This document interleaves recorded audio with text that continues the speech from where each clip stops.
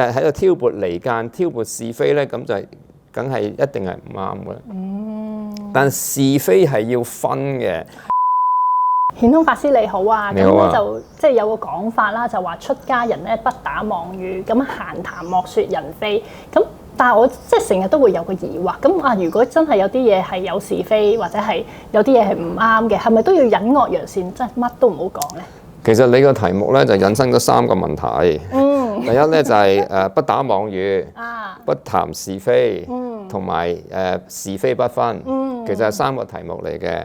咁出家人咧不打妄語係真嘅，即係唔好講大話，係應該即係我哋出家人嘅戒律啦。就算5戒都唔可以講講大話啦，係咪？即係但係不講是非咧，亦都我哋唔應該嘅，因為人哋講人哋是非就係可能係挑撥離間啦，話人哋有邊個啱邊個錯，咁樣樣咧就破壞和諧嘅。咁我哋亦該都唔應該話呢個啱呢個錯，搬弄是非咧，咁係我哋唔應該做嘅。因為你搬弄是非咧，到底你個目的係咩咧？無論如何咧，你都係希望破壞咗某一啲關係。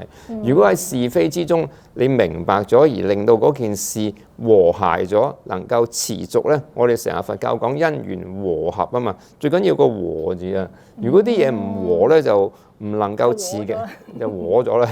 咁所以咧就係、是，如果你希望嗰啲嘢和合咧，我哋喺是非之中咧，就係、是、互相去讚歎、鼓勵、支持、關心、諒解，咁就嗰個合作就可以和諧啦嘛。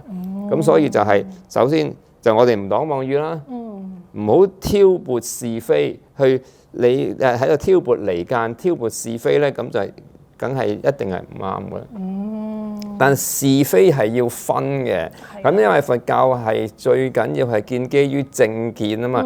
正見與邪見就係是與非啦。譬如話咩叫正見咧？喺佛教嚟講，我哋佛教咧係有一個目的嘅，嗰個目的咧就希望能夠離苦得樂。咁如果希望人哋離苦得樂咧，咁就有咗咩叫做是，咩叫做非啦。如果某一啲嘅行為思想係引導人去痛苦嘅咧，呢啲就係非。譬如話令到人有愚痴啦，令到人有呢個貪慾啦，同埋仇恨心，有貪嗔痴嘅思維與行為。咁樣咧，呢啲我哋係要知道嘅係唔啱嘅，呢係非。令到人有正見啦，去除自私心啦，培養慈悲心啦，關懷大眾咧，呢啲係是嘅，呢啲係 good 嘅，係好嘅。咁所以咩係是，咩係非，咩係正見，咩係邪見咧？我哋要識得去分別同埋去選擇。分別選擇咧就跟嗰啲好嘅，唔愛嗰啲唔好嘅。咁係是非係要分正邪係要啱，正見係咩？邪見係知道咗邪見之後，我哋嘅心隨住正見嘅思維去做人，去處世做人咯。咁所以你個問題裏邊有3嚿嘢，咁你分開咗嘅時候咧，就唔會混亂咯。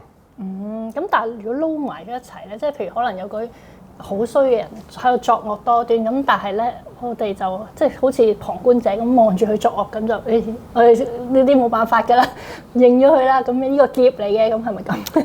咁啊睇每一個佛教徒唔同啦，因為佛教徒本身係有不同嘅身份同埋地位㗎嘛。譬如話你一個普通人嗰個大隻佬喺度作惡，咁喺度殺人放火，你有能力。打999嚇，喂，嗰度有乜乜乜叫警察啊嘛，咁你唔好自己衝埋去啊嘛，咁你真係衝埋去，真係令到成件事都唔啱。咁所以其實你冇呢個能力嘅時候，你就要即係量力而為去做咩叫做是，咩叫做非。咁但係如果你係有能力嘅，你真係好好打嘅，就係個警察啦。咁你或者你係警察嘅，咁你唔埋去幫手咧，咁就係唔啱咯喎。咁所以你都要衡量有智慧，咩叫做正見，咩叫做啱做，同埋咩叫唔啱做咧？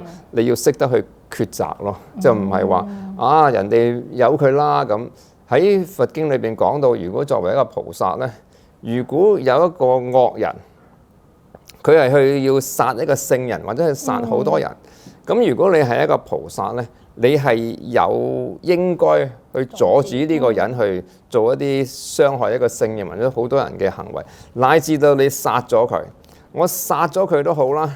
咁你知道有冇殺佢殺呢個賊嘅果報都係有。咁但係我雖然我殺咗個賊，都好過賊去殺咗個聖人。如果個賊殺咗個聖人咧，嗰個賊咧落咗地獄咧就有排捱啦，因為佢殺咗個聖人啊嘛。咁繼而咧嗰個都係幫咗佢。咁我就有一個心啦，我不入地獄，誰入地獄咧？呢個人去殺人咧，佢喺下邊地獄咧就有1000萬年。咁如果我殺咗佢咧，我都係我哋要落地獄啊！但係唔好計咁多啦。總言之咧，我幫咗佢，咁就我不入地獄，誰入地獄咧？咁繼而咧就要去。如果係有能力，你係有呢個菩薩心，而你明知要去咁樣做都有惡報，或者你明知咁樣係唔係幾好，但係為咗更大嘅利益咧，菩薩喺呢個菩薩界裏邊咧，菩薩有呢個開戒，即係你可以做呢啲一般人唔會做嘅，咁但係菩薩都可以做咯。即係但係如果搬弄是非，令到人哋好嬲啊嗰啲就唔好做啦咁。咁你破壞和諧啊嘛，同埋你搬弄是非啦，咁喺佛教嚟講係唔應該嘅。明白。